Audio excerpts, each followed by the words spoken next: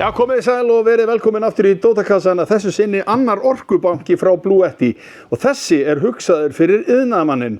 Hann um 4000 watt, hann með 416 ampera tengjum og það sem við ætlum að gera, við ætlum að sjá hvað hann lengi að fara úr 100% niður í 90 með einum kúttara sem 1600 watt, hitabissu sem 2000 watt og ryksugu sem 1250 watt.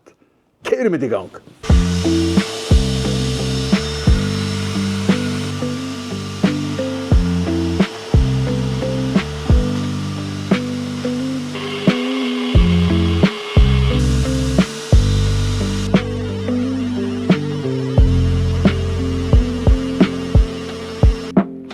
Og þá skulum við sjá hvað hann lengi að hlaða sig úr 90 og aftur upp í 100.